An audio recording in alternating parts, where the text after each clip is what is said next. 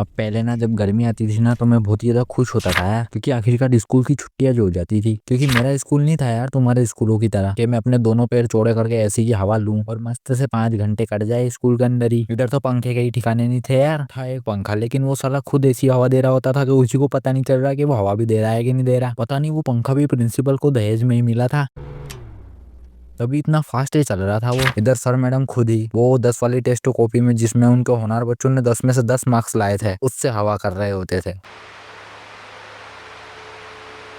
अबे उठ, ए, उठना।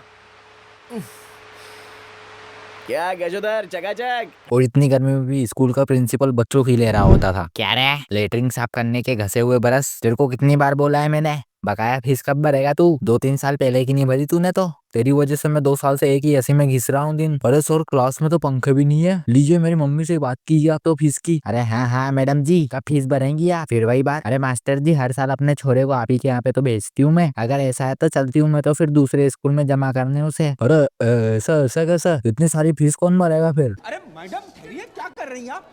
अरे लेकिन अब बहुत सौ की प्रॉब्लम होती थी ना यार कि उनके स्कूल का वाटर कूलर में चूहा मर गया है, इसलिए अब वो पानी नहीं पी सकते। लेकिन मैं तो चाहता था यार कि मेरे स्कूल के वाटर कूलर में चूहा मर जाए। हाँ, क्योंकि उसके लिए भी तो वाटर कूलर होना चाहिए ना। सही बताऊं तो वहाँ पे थी 2000 लीटर की एक टंकी, वो भी स्कूल के टेरिस पर पड़ी हुई थी। एक तो इतने खतरनाक तड़के के अंदर ना उस टंकी का रंग नीले से सफेद हो गया था, लेकिन सालों ने टंकी को बदला नहीं था। और कुछ बंदे तो ऐसा होता है सालों को गर्मी में भी ठंडी लगती है। अरे गर्मी लग रही है, कॉपी से ही हवा कर लेता हूँ, पंखा तो चल नहीं रहा। मारेगा क्या?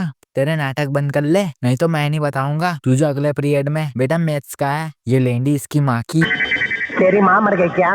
नहीं। फिर ताली क्यों नहीं बजाता? और एक और चीज, अगर तुम्हारी स्कूल में कोई क्रश है ना, या फिर इंग्लिश वाली मैडम ही एक क्रश है, तो गर्मी में ना पसीने के मारे इनका सारा मेकअप निकल जाएगा। अरे यार इंग्लिश वाली मैडम क्या लग रही है।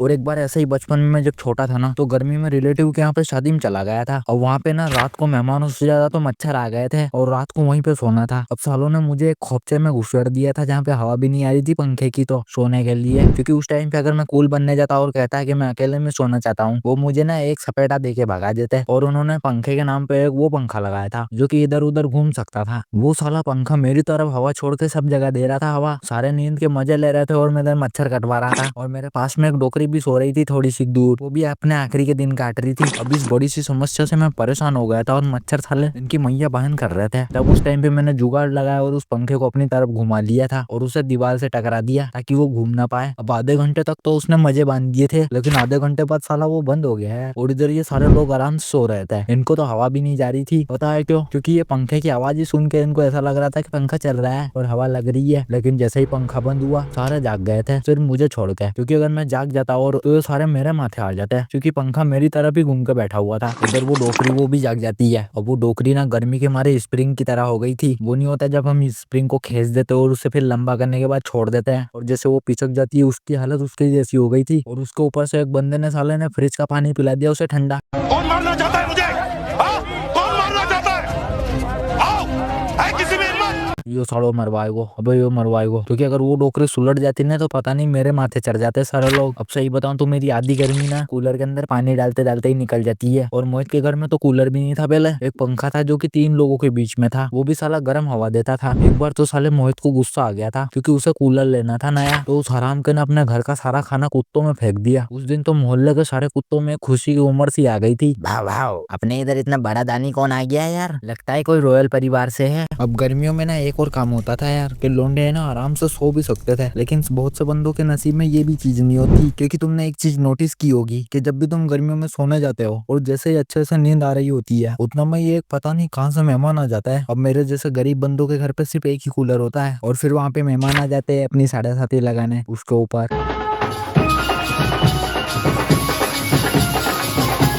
अरे बेटा एक माजा की बाटल ला तो ना तो मजा ही आ जा। तो हरामखोर, क्या बड़ी जवानी चढ़ी है तेरे अंदर? क्या कर रहे हो आप? और ये रात को गर्मी में मच्छर काट रहे होते थे और ये लाइट वाला साला लाइट काट देता था। इस चीज के ऊपर पता नहीं मैं बचपन में ये क्या सोचता था कि लाइट वाला साला पता नहीं कहाँ पे रंग रलिया मना रहा है। और उसने लाइट के स्विच के पास अपने बच्चे को बिठा दिया है। अब वो बच्चा जब भी उसका मन करता है वो स्विच को ऑफ कर देता है। इधर नींद आने ही वाली होती है और इधर वो बच्चा हट तेरी माइक को, और इधर वो लाइट वाला बंद कमरे में। जिन बच्चों के अभी दूध के दांत भी न टूटे हों, उन्हें इस तरह उछलकर मर्दों की तरह बात नहीं करनी चाहिए।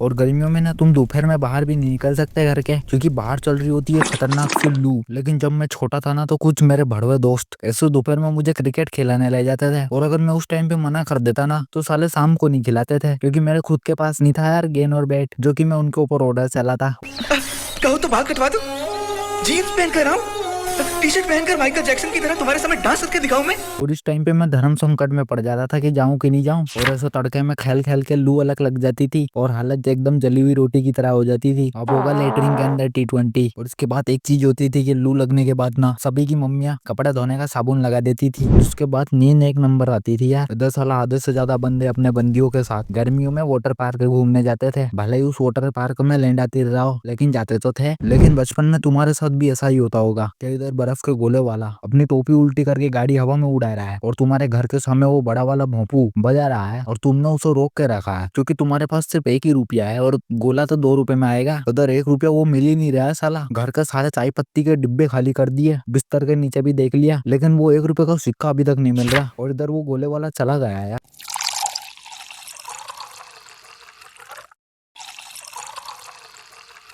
और थोड़ी देर बाद तुम देखते हो कि मंगलेश जैसे बंदे ने भी गोला ले लिया है, और उसमें भी उसने गोले के अंदर ज्यादा कलर डलवाया है, और फिर वो चुस्की मार मार के गोला खा रहा है साला। आज तो उस गोले वाले ने ज्यादा खुशी में आकर अलग से बिना कलर वाला बर्फ भी दे दिया था। अरे दही भी डाल दिया था, वो कौन बताएगा। लेकिन तू तो दही नहीं डलवाता था ना यार, तो आज डलवा लिया ना यार। भैया मैं तो जा रहा हूँ यार, मैं यार तू ऐसा बारे मत कर यार। अरे यार राजा भाई, आप तो नाराज हो रहे हो, अब बैठो ना। लेकिन मेरा तो आज भी वही हाल है यार। रिलेटिव के बच्चों को आइसक्रीम दिलाने भेज दिया, बच्चे बहुत ही ज्यादा रो रहे थे इसलिए उन्हें कुल्फी दिला दी पानी वाली, और मैंने खुद ने एक चॉकलेट वाला कोन चेप दिया। अब बहुत ही ज्यादा खुश हो रहे वो भी। देख बेटे मैंने तेरे को बढ़िया वाली दिलाई है, देख मैं खुद लोकल वाली खा रहा हूँ। भैया तेरी कितनी ज्यादा केयर कर रहे हैं, ताली तो बजा दे एक बार।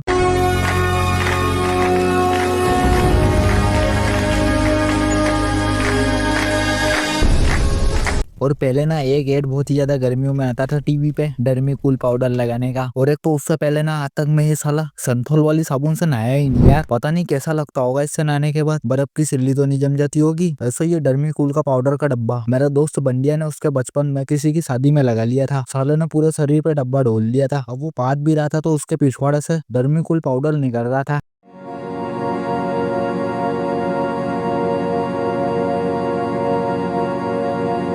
वैसे मैं अगर बात करूँ गर्मियों में ट्रिप पर जाने की, तो हमारा हर साल प्लान बनता था ट्रिप पे जाने के लिए, लेकिन आखिरी में भाई तू आएगा ना, और मैं आ जाऊंगा, तू सच में आएगा ना। अरे भाई मैं आऊंगा जल्दी। अरे भाई जल्दी आ, कब आएगा तू। 11:30 बजे ट्रेन है अपनी। है अरे बस आ रहा हूँ, बस 10 मिनट में आ रहा हूँ। इधर उसके 10 मिनट पूरे होने के बाद बे अब साले ट्रेन तो गई, अब कब आएगा तू। अरे यार वो मेरे पापा के फोन का बैलेंस खत्म हो गया इसलिए मैं नहीं आ सकता। हाँ तो उनका फोन में बैलेंस खत्म हो गया तो डलवा लेना भाई, BSNL की सिम है क्या। मैं अभी कुछ नहीं कर सकता, मैं नहीं आ सकता। अब तो हम वापिस कैसे आएंगे, तेरे चक्कर में हमने 3 टिकट भी खरीद लिए। हमको तो ये भी नहीं पता वापिस कैसे कर दे इनको। उनके पैसे क्या तेरे फूफा जी कर देंगे। फूफा जी वो तो 3 साल पहले ही निकल लिए, कैसे देंगे वो पैसे। ये सारी चीजें ऐसी लग रही होती थी तो तुमने खाने के प्लेट में सारी चीजें जमा ली है, फुल एकदम सेटअप कर लिया है, और आखिरी में जाकर सब्जी के अंदर मक्खी गिर जाती है, या फिर एक नासमिटा बच्चा अगर उस थैली के ऊपर गिर जाता है और सब सत्यानाश कर देता है। और गर्मियों की इन खतरनाक चीजों से तुम्हें एक ही चीज बता सकती है, वो है या तो तुम ठंडे पानी से नहा लो या फिर शाम को क्रिकेट खेलने चले जाओ। और अब मैं भी जा रहा हूँ क्रिकेट खेलने, तो इस वीडियो को लाइक कर देना और चैनल को सब्सक्राइब कर लेना। मैं मिलता हूँ तुम्हें नेक्स्ट वाली वीडियो में।